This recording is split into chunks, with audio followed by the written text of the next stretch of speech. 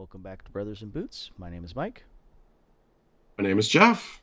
and today we will be talking about patterns, different patterns for different style boots. This is another talk that is unique in the fact that it's pretty brand anonymous or there's a word that goes there that suddenly just slips my mind, but it's agnostic. There we go, brand agnostic. This is a very brand agnostic thing. Lots of brands have these styles from this one I could easily see like $60 Amazon boots up to $5,000 bespoke boots. Or at least they're a lot of times they're attempting to do something to mimic one of these styles, right? And patterns are fun. Patterns are what make stuff unique. Patterns are what allow certain options available. Patterns make some options not available, or at least highly discouraged, like a lace to toe with a toe cap. Or sorry, not lace to toe, a monkey boot with a toe cap. Probably the lace toe with a toe cap too, but definitely the monkey boot with a toe cap. Seen one. I have seen lace a toe with a toe cap, but only twice. It's not very appealing. No, no, I can't say that it is. So anyway, Some of these patterns are for looks to be different. What your preferences are. Some of them are for function, specific jobs, specific needs, specific weather.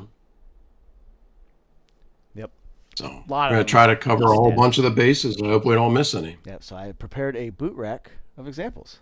So we're just going to start with them. I'll tell you what each one is, maker, leather, so on and so forth. That way everybody knows in case they're interested in chasing down a pair themselves. This is an engineer boot. It is a pull-on boot with two leather straps. Going to be honest with everybody. I have maybe we'll see with my creosote engineers, the Parlor Ska spray guns. But these straps on almost all of these seem to be for decoration because they don't ever seem to do a whole lot. This pair, the instep runs a smidge lower than a lot of other engineers, so it kind of helps a little bit of like not pulling your foot out. But like my foot fits in here well enough that this one's not a problem. This also is shell cordovan. This is Shinki Hikaku Emerald Green shell cordovan. It is a very beautiful emerald green leather. It's also one of their few leathers that is not struck through, surprisingly enough. But an engineer is going to have its roots in Civil War cavalry boots, which is also where cowboy boots get its roots. So for a lot of people, they see these as a pair of cowboy boots with buckles. Um, yeah, I mean they're pirate buckles. They're for show. I, I, I would be shocked. Maybe some people have a specific foot that these buckles might help with, but I feel like at least 7 out of 10 times they don't do anything. Buckles are for looks. I've owned a whole bunch of engineers over the year. They've been a go-to style for me. They're looks. Because if you try to cinch up one of those because like maybe you had too much heel slip, the leather is going to bunch up in a way that's uncomfortable anyway. This bunch So right here is exactly what he's talking about. That bunch is from cinching up too tight right there. That specific roll is exactly what he's talking about. And that's not even just cinching too tight. That's going to naturally happen from walking anyway. So you'll get that anyway, even if you're not cinching it up too tight. But yeah, it is looks. It's more than just a take off the cowboy boot, as Mike said. It's really a combination of a cowboy boot and a work boot, cowboy boot and a logger, cowboy boot and whatever. Um, the toe in them on a lot of them is usually a lot more like a work boot. His are not. yeah. His This is a are more of a dress up. Uh, Engineers have evolved in that direction in somewhat recent years. But you look at a traditional engineer, and they're going to have a bigger toe than that. yeah. This is a high arch engineer. It's a consequence of their specific last. I do have a benzene that is the more work toe, and it's a flatter last. It's also a much more terrible fit. This is a fantastic fit. That other last sucks bad. Not a fan of it. Gabbard has a very good history on his website, Creosote Boots, of the engineer. And like its start to finish history, it's a very good read because engineer boots are one thing up to 1940 and a completely different thing from the 50s on. And he goes over a lot of that history. So the comments I made about it being off the Civil War cavalry boot and what it's used for, it only is exclusive up to the 1940s. From there, its history changes a lot. John Lofgren is kind of given credit for in recent years the resurgence of engineer boots. His engineer boots have been very popular and really brought the style back to a lot of brands that have dropped it over the years. And the engineer that's being discussed is not a college degree. It's not. It's the engineers for the trains. It's the guys that are shoveling the coal into the engines, and they wanted something that if they needed to, that they could pull off real quick if they got a hole inside of their boots. So that was the general thinking for why it occurred. Yep. A lot of the early ones were cut down Civil War riding boots, which makes sense because they're basically built in almost the exact same style. So shortening it makes a lot of sense because those usually went up to your knees. These obviously have no need to. Unless you're Wesco and you still make 32-inch pairs of lace-up boots. Yeah, I saw that post today. Yeah.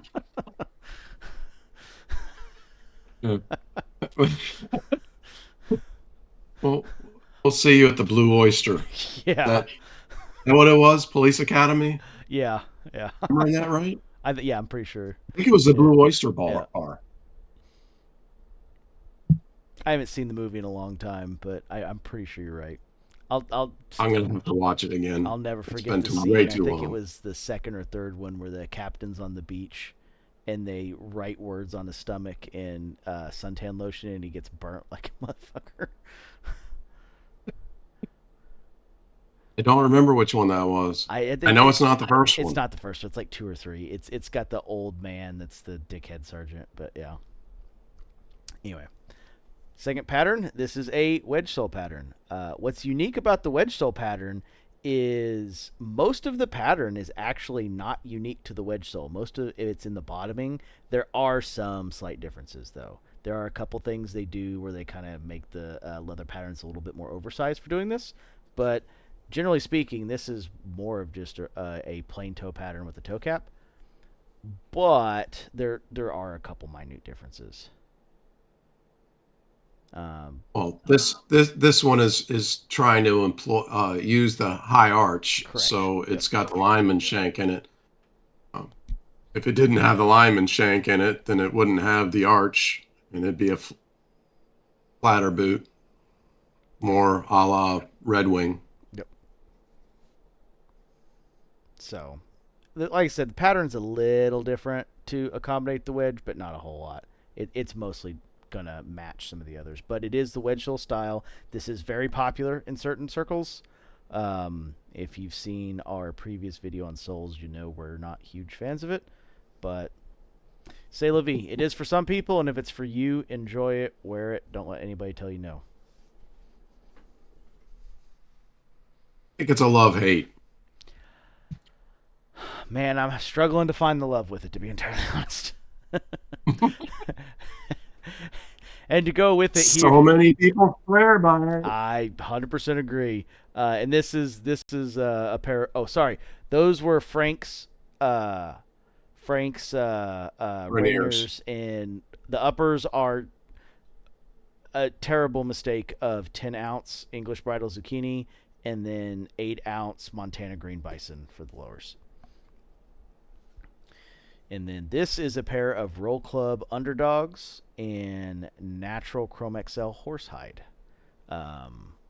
which it gets way too many wear marks in it, as you can see, way too quickly. Like it looks like, you know, you wear these, like you look, it looks like this boot's been wore, you know, 2,000 hours. It is not, as you can tell by the bottom of the sole. But it is a plain toe pattern, Packer style heel. I think these days they're calling it a Type 2 heel instead of a Packer heel to not confuse people. It just means that it doesn't cross the front vamp stitches, and so the Type 1 Commander heel is, well, actually, this is Type 1 Commander heel. That's the difference between the two. It crosses the vamp line. It's shorter, a little bit more. Shorter and longer. Yep, it's the counter cover piece, and it's trimmed slightly differently too. But this is what's called a plain toe, which means it's a standard number of eyelets. In this case, Brian uses only 2-speed hooks, but for Pacific Northwest, it's the standard 4-3. No extra eyelets. This one happens to have a toe cap, but this is what we'd call a plain toe. It is a 2-piece pattern, a little different than the Pacific Northwest guys, but it is a 2-piece pattern for the backstay heel counter cover. So, but this is standard affair. I mean, this is going to be similar to what you're going to see in like a pair of Thursdays, Red Wing, Truman, Oak Street Bookmakers. I mean, this is probably the common pattern besides a Boondocker.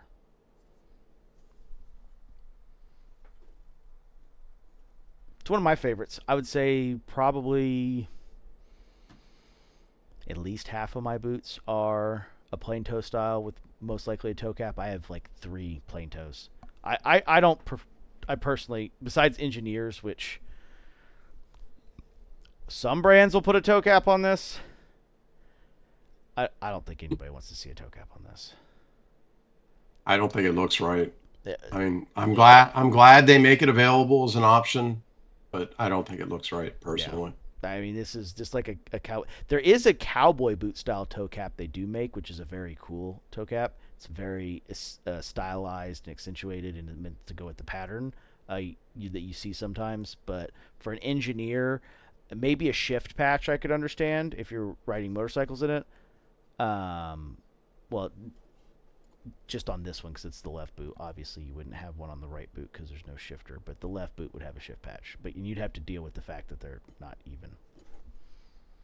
Well, that shift patch would be in a different location too. If you put a toe pat, if you put a toe cap on there, then the Patch shifter would would be be meeting like up with this it. area right here. It'd still be technically a plain toe. It'd be like a U-shaped piece right here in this area. Obviously, when I do a guess good. no, finish. You obviously wouldn't do a shell cordovan either because it rolls way too much. So Since he brought the engineer back out, I probably should have brought this out when we was talking about the engineer. But this would be a harness boot. This is an old pair of Fries.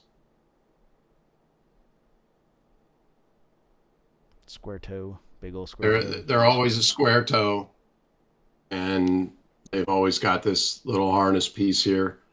It's of course useless, just as useless as the one on the engineer. I guess actually more so. But it's another style. Um, if you remove, I don't know if anybody's noticed it, and I don't know whether they've come back into style, but the old campus boot is actually just this boot without a harness. And campus boots go in and out of style. So anyway, there's a harness. Very similar to the engineer. It's just an engineer with different belt buckles, really. And to go off that to move deeper into the plain toe pattern is the true plain toe. This is a White's Cruiser and Navy Merriam horse rump, and this is an actual plain toe. This does have the Commander or the Type 1 heel counter cover.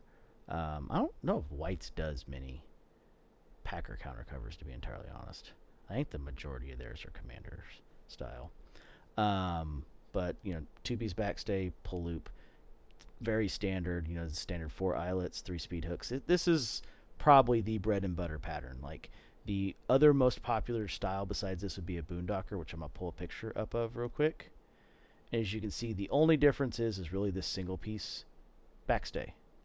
Instead of a 2-piece, it's a single-piece backstay. This is a pair of Brian the Bootmaker Boondockers in his Super Horsehide, and that's really the biggest difference. A lot of times Boondockers also are only all eyelets, but some people do make them with speed hooks. And that's really the difference with the two patterns is this single piece backstay here. I do have one single piece backstay boot. It's not a favorite of mine, but it is in a single piece mock toe, so that's obviously not a boondocker example. But this is the plain toe. These are, I want to say, probably 60% of boots these days, maybe more. I feel like, especially with the popularity of like the Thursday Captain, the Iron Ranger. I mean, almost all of Truman's patterns are plain toes. Almost all of Grant Stone's patterns are plain toes. I would say that at least 60% of boots are probably in this pattern, or a pattern very similar to this. That number could easily be higher. I'm being very conservative with the estimate. Backstays is something that I've been thinking about a little bit recently. I always thought that I wanted a one piece. I always thought that the biggest reason not to do it was Oh, I maybe lied. because it affected rebuildability. Here's a one piece. But yeah, there you go. But I've been looking at them. The more I look at them, the more I think that I actually prefer the two piece. I like the extra stitching back there I do too. with the two piece. Yep. That one piece is just it's too plain. It doesn't have enough personality. Yep. I was trying to make a dress boot. If I was trying to make a boot for well, I guess if I was trying to make a dress boot, I wouldn't want You do it I this would way. want an internal counter. I wouldn't want to see a counter at all. Yep. But maybe I could see a one piece counter for the and This backstay this for dress. can't get enough light in here. This one is an internal counter cover. Like there's no counter cover. That's just the stitching from the internal. But this is like a dressy style single piece backstay internal counter cover. This is kind of how they do dressier boots. This model's not really a dressier model. This happens to be this is a mock toe with a very special construction. It is a Shinky Blue horsehide. It's a Tahuria Dalium, or Shinky Blue horse rump. Sorry, it's a Tahuria Dalium. It is a very thick 9-ounce horse rump in blue.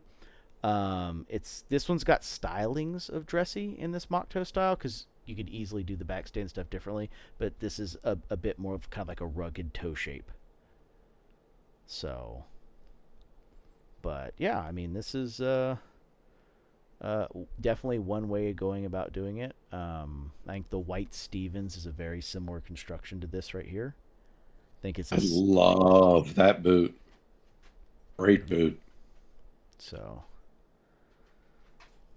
But yeah, and this is like I said, this is a two-piece mock toe. They do make single-piece mock toes. I have a couple of them. I didn't bring any as examples. Grant Stone does a single-piece mock toe. Nick's does a single piece mock toe, and I think soon Frank's. I think they've announced that they're doing a single piece mock toe here soon. So, and I'm They sure there's announced it, probably other. but that's it. They haven't given a date yet. Yeah. So, but yeah, mock toe is a style a lot of people like. You know, this iconic kind of clown toe, bump and edge that a lot of people really like. Like I said, it's cool looking down on it. Like looking down on it's fantastic. I don't know if this silhouette's particularly flattering personally, but I do love it from this angle. I mean, I guess that's kind of a selfish way to wear boots, but I've gone back and forth on it. Mostly, I don't like the mock toe. Um, it it's mostly a love hate. I try to like it, but for me, the ones that I like most are the ones that are true mock style, like you find in a boat shoe, mm-hmm. where it's actually multiple pieces, because that gives more toe room. It actually changes the vamp area in the toe box and gives more room. And I'm a big fan of more room um, at any expense. But it's not as strong. I mean, those stitches start coming apart. So these ones that are made out of one piece. This one's two piece. This one's not one. This is actual two piece. Okay. Yep. I have examples. I didn't put it on the rack. I do have examples of one piece. But those one pieces are more sturdy. Oh yeah. But they don't look as good.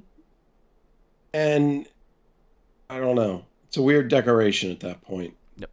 Me. The only one I think that does true moccasin style that these actually wrap under is Russell moccasin. Russell. Yep. I don't know if there's even in the overseas made, short of someone trying to copy Russell, I don't think there's anyone actually doing any more innovation in that particular area. But like this I've one, considered Russells, but that price tag goes so high. well, and there's a lot of extra work they got to do to make that work. Since it's a Blake stitch, the boot basically has to be done before they can even bottom it.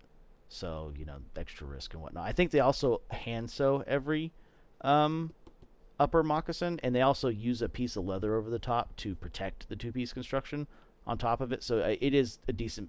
Like, there's probably almost as much labor in doing that one part as making the rest of the boot, to be 100% honest. But yeah, I mean, Well, even though the Russell is two piece on the outside, it's one piece on the inside. yeah, correct. So even though you kind of have that perception of more foot space because of the two piece on the outside, you're actually not getting that because on the inside, it's still curving over more like a traditional last, Yep. And then on top of which it, the Blake stitch is going to keep the edges from pooching out too much as well. So so it is an odd build. It's still not achieving what I guess I would most want it to achieve, meaning the extra toe room. yep.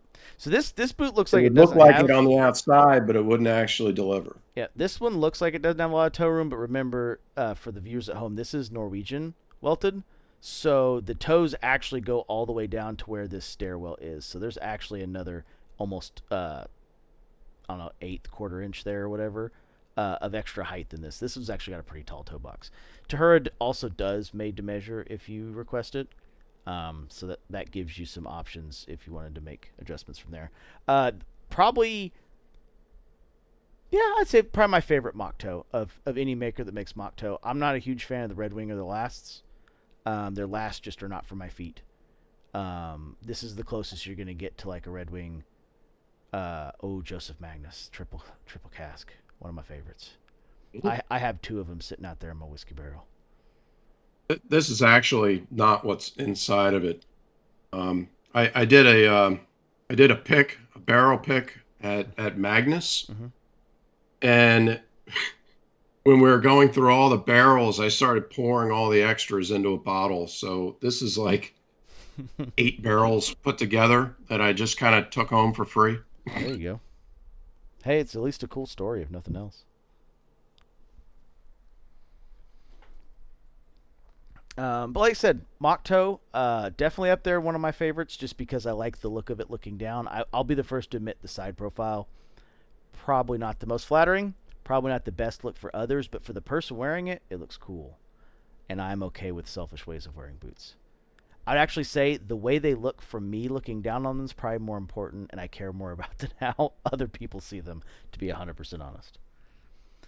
And then moving on to another pattern that I think is super cool for that, the lace to toe. This is Tahura Benjamina in Merriam reverse waxed horse rump.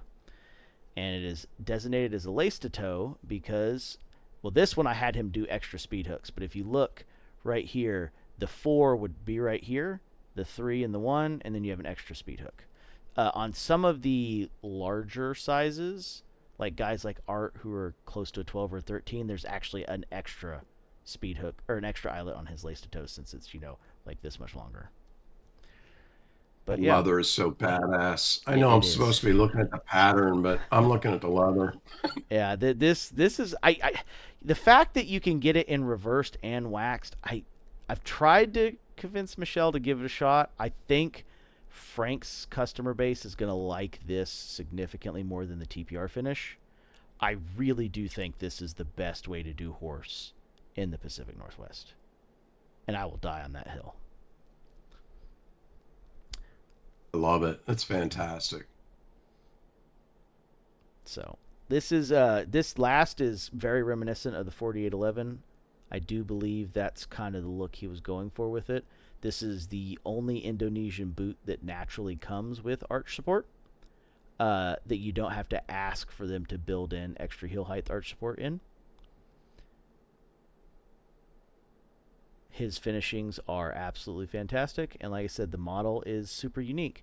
The biggest thing about lace to toe is they go out in front of the toes with the stitching to get to the extra long tongue, which gives you a lot more adjustability in the extra eyelets, but the fact that it also holds your toe a little bit closer, and as you can see, all lace to toes will get this iconic toe bump of where it's rounding over the top of your toenail. So that like right here is where my toenail is pushing this toe bump up as I walk. So this pair is probably maybe a smidge on the, it could have been a half size longer, but it's enough that I'm comfortable and I haven't touched the front. So every Lace to time, toe gives you a snugger fit if that's what you like, and it also allows you to go looser if you want.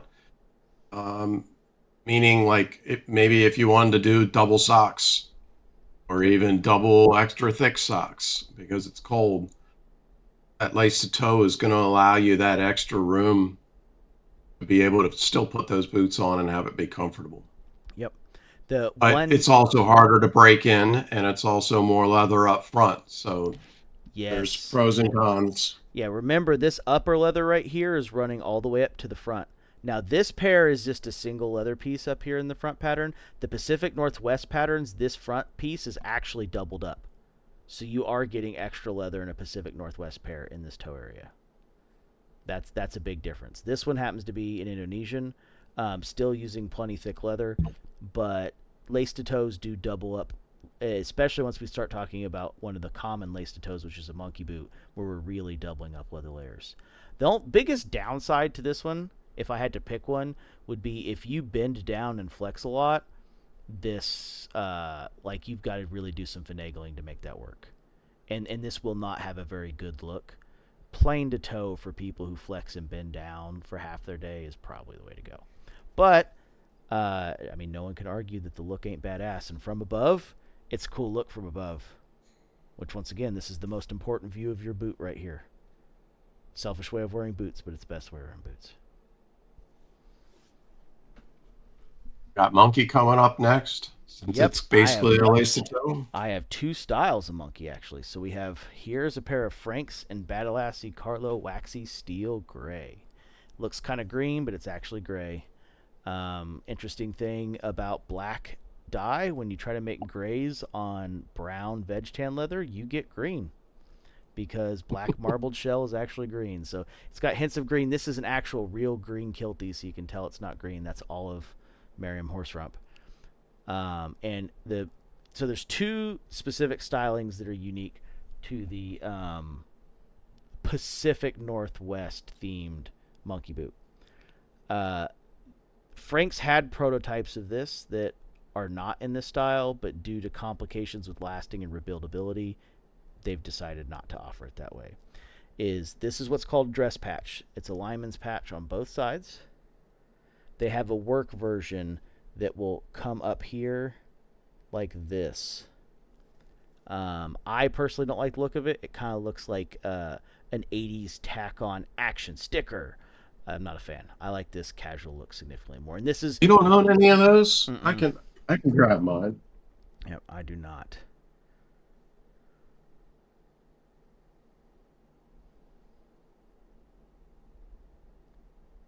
But it is, once again, you have layer leather here, a layer leather here, a layer leather of here. You have tripled, not counting the liner, you've tripled up this leather thickness in this area. So this is what we mean by flexibility really becomes a problem in some of these. Also, Frank's does give an extra eyelet. So if I count the 4 right here, as you can see, there's 2 additional before the speed hooks. So the monkey adds even 1 more eyelet to it. It is going to be a commander style counter cover. It is a regular backstay.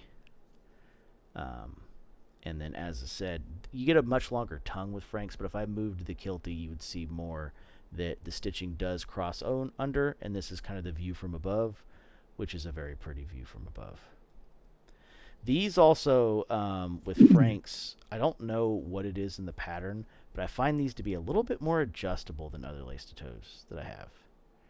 I don't know if there's just something that they worked out with it, or if maybe I picked the Miracle leather. I'm not sure, because of the stuff I've gotten in Badalassi, I also have monkeys in Crazy Cow Samba that's on the way from CF Stead, which is a absolutely gorgeous pair. from the pictures that have been on social media. I have the Badalassi Carlo Pueblo in sapphire, and then I have Consaria Walper Blackborough Buttero Green as well in the Frank's Monkey Boot. But this one is reasonably different. I should have had it ready. This is one of the original Frank's monkey boots. That's also It the has prototype style we were talking about. it has a taller counter instead of the longer one. It has the different dress patch, which, just like his. I mean, that's a fully thick piece of leather, so just doubled up the leather in that area. Shorter heel. Got white leather laces that I put into it to go with the white stitching and contrast. I did a single row stitch going around instead of the double because I thought it was more true to the monkey look. I also, because I knew the kiltie was important, but I didn't want to look at it. Focusing. I don't want to blur everybody out, but That's fine. I actually screwed with my kilties so it actually starts like right here. So from here to here, there's no kiltie. Because again, more traditional monkey boot look wouldn't have the kiltie, but these gussets do require a kiltie, so you don't eat through it. Yeah, the lace to toe model compared to the plain toe models has a tongue that's almost 5 inches longer. Like the tongue pattern that they do before they cut it is a full 12.5 inch pattern. I only know that because I ordered leather for one of my pairs to have a perfect matching pair that's all single leather. And then to go with that, I have my Renov monkey boots in bourbon or Horween bourbon shell cordovan in a more traditional style monkey, which is just like what Jeff showed, an actual monkey toe or the actual pattern that's correct without the lace to toe piece in the monkey boot. And these are using a little bit more traditional style patches that work the patches a lot closer together. Like I said, the Pacific Northwest guys have kind of made their take on the monkey boot. Each of them has their merits. I mean, these Renovs are beautiful, but a monkey boot takes more leather. So this being shell cordovan, you can almost, with what you need to make a monkey boot, you could probably almost make 2 plain toes out of the same shell. Renov uses a little bit more stylized square heel counter cover, which I think for this style works perfect. Like I said, he does a real good job with his heel counters. He's got great line stitching. And then he also acquiesced to one of my requests of extra speed hooks where they made sense. So instead of giving me the 4 that you would traditionally get with a monkey boot and having 6 eyelets, he gave me 5 eyelets and 5 speed hooks, which I think was a wonderful choice because the pant legs only let you see this speed hook here. I did all eyes on mine, and it was an aesthetic choice. Yep. Certainly not a common choice. I have too high I of an didn't show instep. the bottom, but as I said, my favorite, Yep. Dr. Souls have souls. Same here. So I actually did do one boot in all eyelets. This is the only boot I own in all eyelets, and I hate it. I really need to get some speed hooks added. Well, I have a huge instep. You've seen some of the pictures of my instep, and I don't like my laces extremely long. So to get the boot on and off, I literally have this much lace hanging out. You bump it in the slightest way, it pulls it out of the eyelet. It drives me absolutely insane. I only did it on those monkeys for aesthetics because I was going for what I thought a more traditional monkey look, and I decided hooks didn't belong on that. But I don't regret it. I'm more than happy with it. I know the laces are long enough that I'm not pulling them out when I pull my boots on and off, I which guess I was, just I like guess, mine really my short biggest enough. concern. Yeah, I guess I just happen to like mine at a certain length that does not work well with that. Obviously, if I could go back in time and add leather back onto those laces, I, very clearly would. Everything that I have above 6 is hooks. And if I had them all to do over again, and any future ones I do, I'm going to do that top one a hook too. That top eyelet's useless. I skip the top eyelet. So I do that. I have lady ankles. Using that top as a hook or an eye. So I have one pair that I've done that all the way up to the top. That is a pair right here that we'll get to in a little bit. That these are all the way up to the top, and these actually, as you can see from the leather edge, right here, these do touch right there when I lace them up. That's why they're real fuzzy just in that spot right there. So these do touch. So I definitely can't do that. I always try to have that top one as an eyelet. I'd never pass it through and tie it that way. I know people that do, but even my Franks will probably touch if I used that eyelet, and I'd probably have to start buying custom uppers. So I've just kind of chose not to go down that path and call it a day.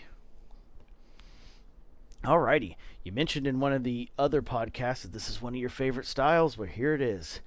This is the Riker Canvas boot. This is Love that canvas. It's mhm. so weird. I thought I'd hate it. Yeah, this is the first like real waxy canvas they ordered too. That marine blue. This is Badalassi Carlo Pueblo Estencia, otherwise known as turquoise, in a Riker. It's a 2-row toe cap. It is the traditional Riker with the Riker leather rounded top canvas. I did leather lined uppers. Anyone who thinks that decides they love this boot and wants to order it, if they ask you about this 3-row stitch, abandon all ye hope who enters. Do not get this 3-row stitch. It throws something with the fit off. Everyone that's had a like Rikers already have a slight fit difference as it is in their stylings. This 3-row stitch seems to exacerbate it because it takes all flexibility in that area, being able to adjust for sizing out. Um, I will not 3-row stitch again. It was suggested to get it when I got this. This was the first Riker I ordered. That 3-row stitch is a mistake. Abandon hope, all ye who enter through this 3-row stitch. They had to do that 3-row stitch because they were doing it. They couldn't find canvas as thick as they wanted in Yeah. colors. So canvas kind of works the same way with the thickness as a gauge on a Yep. wire does. So the smaller the number, the thicker it is. So the bigger number, the smaller. So they were only able to find the thickest that they could find was number 8. Number 8 in a color wasn't enough. And so they needed that stitch to hold 2 plies together. They a 4 would have been ideal. A 2 would have been overboard, but you couldn't find a 4 or a 2 in that thick of a canvas in a color.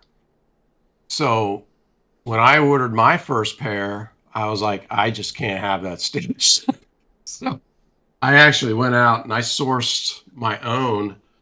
Uh, I found a emerald green like I wanted in a 4 gauge. Uh, so a number 4. So it was thick enough that I could get away without the stitch. And there's another one that's a number 4 fabric.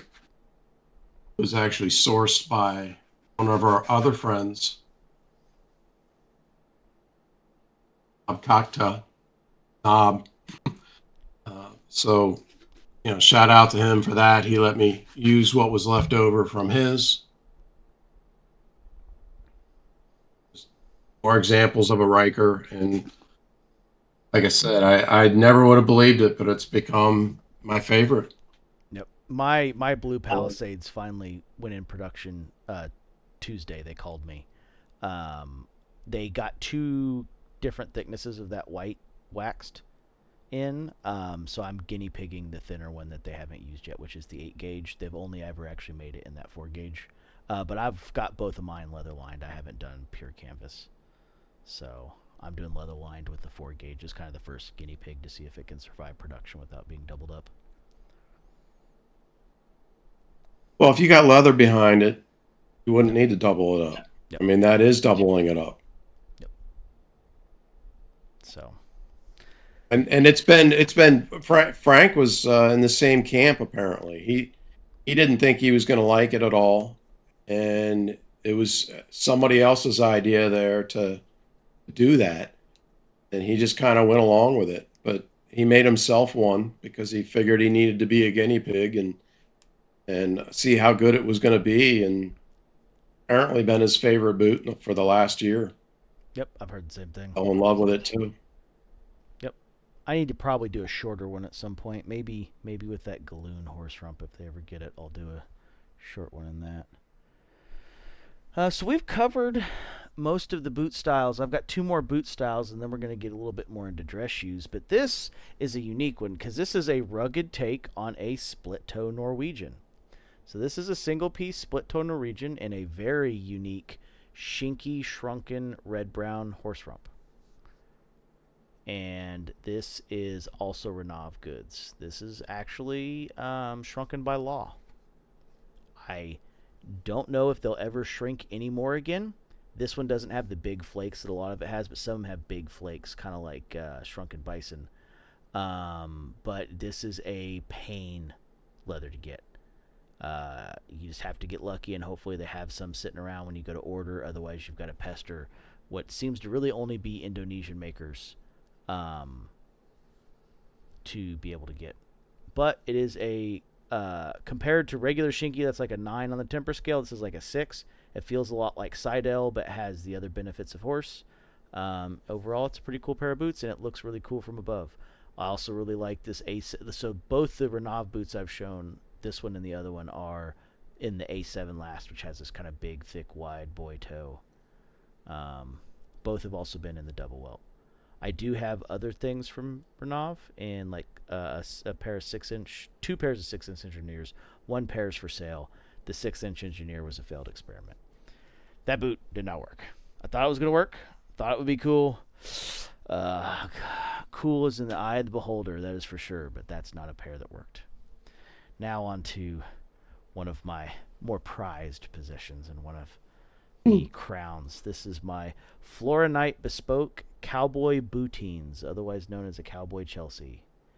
This is a fully bespoke, start to finish, completely customizable boot last. I have what's called an East Texas toe, which is a chisel tip toe.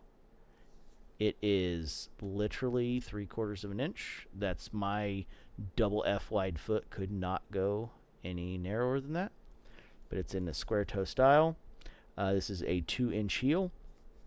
Fiddleback waist. Lemonwood pegs showable. There's obviously was designs on the bottom of it, but I've clearly walked them off. This is a very unique, actual Goodyear branded natural heel lift. Baker's insole, midsole heel lifts, and this is actually a tokenol finish that she did in tokenol, completely burnished, and then I did some light sapphire, mirror gloss, and pat deluxe on to accentuate the tokenol finish. Somehow this is held up in water and rain and stuff better than the Phoebing's edge coat that they put on. So I'm almost thinking that it might be time for Frank's to just switch. Well, the problem is tokenol, you need wood burnishing, but it might be worth them to make the change because this is held up significantly better. So Pricey. well, that is true. Like I said, because this one's, like I said, it's a perfect. You can see how big my instep is. It's a perfect match to my instep. As you can see, it's got a beautiful silhouette from above. It's a smaller toe, which all ostrich should be. You don't want a giant gaping ostrich toe. It does not look good, contrary to popular belief. And ran a little low on the ostrich shin, but is ostrich shin goring covers. And obviously they're just straight down the middle, or it wouldn't open. But and this is no different than a standard Chelsea. This happens to be called, like I said, it's a cowboy bootine, but it's similar to Chelsea. Like this is how you get a high arch Chelsea, except for that like weird looking bloodstone kind of style that Nix makes with that kind of double toe cap thing. Kind of looks like the back heel counter cover on a boondocker, which is not how I envisioned Chelsea. This is what a beautiful Chelsea looks like. Hands down, one of my favorites. This is one of my Thunderdome pairs this year. besides my natural shinkies, these will be a staple in my rotation and probably overtake a good chunk of my rotation, to be 100% honest. And then the final boot I have before we get into what's more dress shoe patterns is another really unique one from Carmina. This is a Yodper boot, which is got a belt that actually does something, unlike an engineer. This belt does work. So it starts right here and it wraps around the boot, passes behind once, and then crosses over to here. And then there's actually a secondary belt that goes under here that helps hold it together. So this belt actually does something. And it's also a very unique single-piece split-toe Norwegian design, which is just one of the random ones with Carmina. This is Navy Museum from a French tannery I'm not going to try to pronounce because I'll get it wrong. It is a... They market it as a storm welt, but it is actually a split reverse welt. As you can see, there's no bump. It's a split reverse welt. This is a double midsole, leather sole JR with toe tap, and also a Tokenol natural burnished edge with wax. This is another Tokenol finish. And as you can see, it holds up quite well. Has a very unique look to it, too. This looks like a counter cover. It's actually just a stitching line for the front. These are, Chelsea boots for people who can't get insteps in Chelsea boots. Carmina has a ton of last options, and honestly, if you're looking for a slip-on boot, it's got a very handsome silhouette from the top, not too narrow, dressy enough. But honestly, if you got this in a more heavy-duty leather, you could make this work as a work boot. I don't know why you'd need the split-toe Norwegian. I don't think you'd gain anything from it. But you don't gain anything from a mock toe either, so people, you wear those for work. Thorogood's one of the most popular things on the construction site. And all it really technically does is make the boot less durable in the grand scheme of things. So ironic, ain't it? Yeah, it is. But like I said, this is the Forest Triple E last. It's very handsome last. Overall, like these boots a lot. They've seen a decent bit of wear, mostly at client sites, not in data centers. But walking the streets of New York, your sole's going to work way worse than this. But like I said, these have gotten a fair bit of wear and like them quite a bit. Mostly funerals. These have gone to more funerals than I think. I don't know. I know my monks have gone to quite a few funerals too, but these have been a good number of funerals. And that's, very much dress shoe world. So moving deeper into the dress shoe world, we have a combo here. I don't want to dig. I was running out of space, so I didn't dig out as many. So this is what's called a monk strap. These belts actually do something. They do. This front belt kind of holds your instep and your flexing in place. Most people, so this one only actually has 2 settings on it. Some only ever have 1, but this one has 4 or 5 holes for setting, and it does actually work. This is also a combo Oxford. This is an Oxford monk strap. This one happens to have a brogued toe cap, but this is an Oxford monk strap. So this is the same Oxford pattern. It just doesn't have eyelets as a monk strap instead. And under the monk strap itself, actually, should I take it apart to see? But if you look, the way they fold the leather it actually is an Oxford. As you can see, there's an edge there and an actual separate tongue. There's last in it, so it's kind of hard to see. Here, let's do this.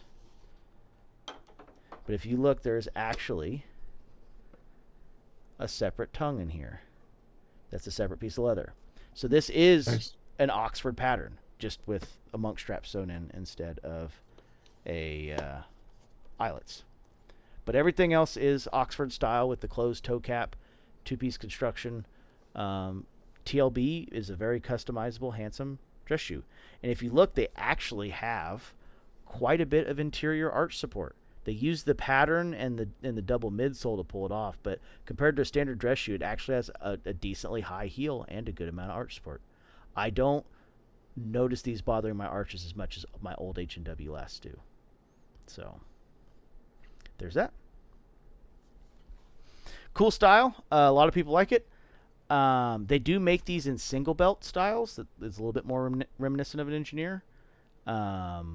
I think TLB makes one in a kind of like mock toe piece on top. Looks pretty cool. But they don't do it in shell cordovans, so they won't get my business from that perspective until they offer that in shell. Another dress shoe style that works similar off that, which we've seen a little bit before. This is a split-toe Norwegian derby. Now, what is different between a derby and an Oxford? A derby has open laces, so that Oxford had closed laces, where the laces come out from the pattern below.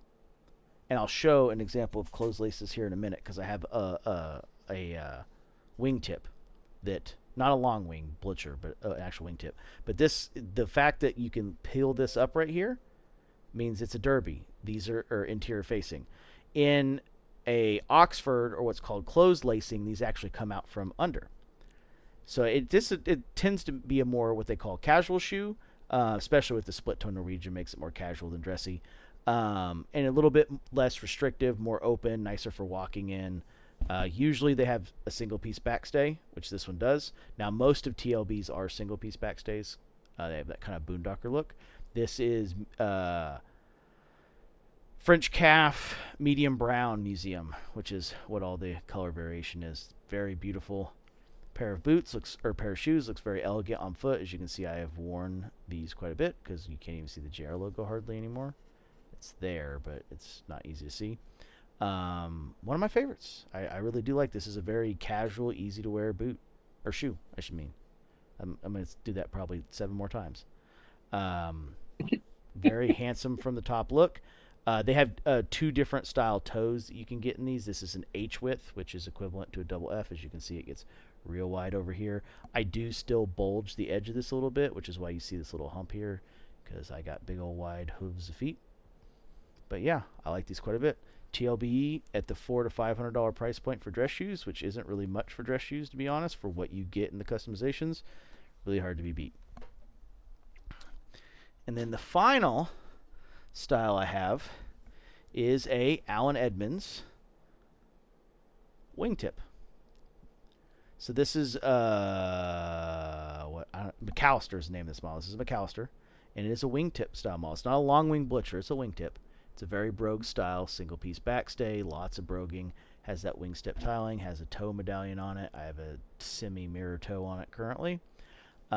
This is what I mean by closed lacing. As you can see, the lacing comes from under the layer in front of it. It is not open. I can't peel it back and stick my fingers under it. That's what we mean by closed lacing. This is an Oxford style pattern that's wingtip instead of Oxford. But the pattern is very similar. As you can see, it's a little bit lower heel, not quite as much arch support as the TLBs. These, now that I have the TLBs, I bought these for college graduation in 2011. But these probably get the least amount of wear these days because I have the TLBs now, and I just like the fit of them more, quite a bit more. This last, even for it being a triple E last, is very narrow, as you can see. This is also I think this is an 8 to get my foot to fit it instead of the 7 that I should be in Allen Edmonds. So I had to go up a whole size to get that. I think Allen Edmonds does deeper widths now. They did not at that time. And I do have a Beato's Leatherworks custom toe tap. It's one of the ones he makes himself out of solid brass. And this, as you can see, this was last resold by Beato's. He's got a stamp in it. Overall, he does a fantastic job. One of my favorite cobblers. So, and that is really the last pattern style that we have. I mean, we've covered... I'm sure there's a couple that we haven't covered, but everything that's left is some form of variation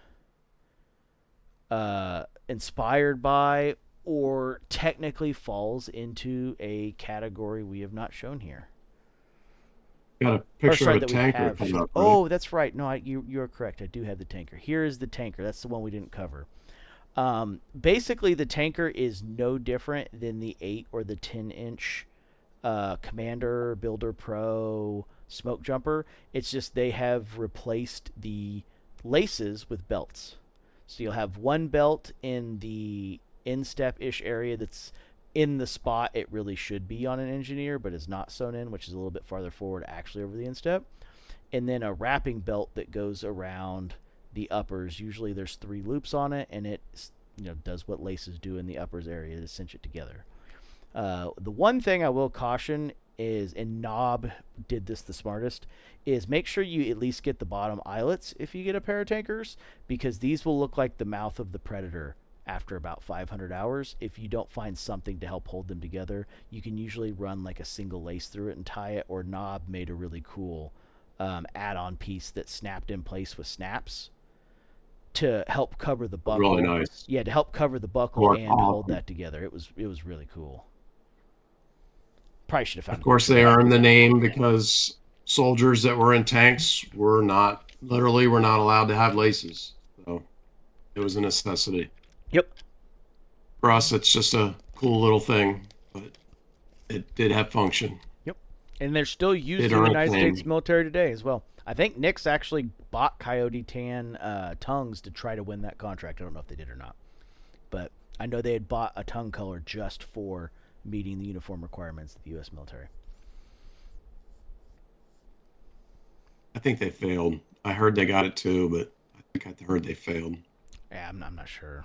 I remember them going for it. I do remember them talking about and showing the leather off, but I don't remember if they made it or not. Once again, left, right, or indifferent doesn't matter. I don't really care either way. Just one of those deals. Um, Me personally, I've ran into more QA issues with them and whites than any other brand, but you know, Frank's has fixed most of the stuff that I've had QA problems on, one way or another for most of my other brands. Very rarely do I don't have too many issues. I've had a couple QA issues with Frank's. I think I've had one pair of whites come without some heel leveling, heel flaw, or something. It needed to be adjusted. And I think I have had two pairs of Nicks that came without problems, and the rest I've had to send back to Frank's to either get new heels leveled, something. It's always been something, especially with the half soles. Half soles are really tricky to level, and a lot of times they don't pay the most attention. But c'est la vie. All right, that does it. Yep. Hope everybody enjoyed. This one was an information packed episode. Hopefully, we added good insights to this about why we like patterns, which patterns are our favorites. If you couldn't tell, we're both very partial to the monkey, both very partial to the cap toe, both very partial to the Riker. Jeff's very partial to the engineer. I've soured on the engineer a little bit over the last couple years, but I'm still giving it the old college try. I've never liked the wedge, but I gave the wedge a good old college try. That's for sure. I'm still thinking about giving it a try. It's been a while. The dark side calls, I, Jeff. I think I might do the wedge with the Sierra. Sierra sole underneath it. No, well, the dark side calls so that you can spread as much hate as the rest of us. Son of a bitch. Exactly. Well, say that to the reptilians, right? I'll just get it resold with something I like better. Worst case scenario is not so bad. That is very true. Well, hope you guys all enjoyed. Um, Hopefully you learned something. Like, comment, subscribe. If you have any questions, ask them down in the comments below, and in a future video, if we can't address them in a couple sentences, we will address them on air. Sir. All right. Cheers, everybody. Yep. Thank you.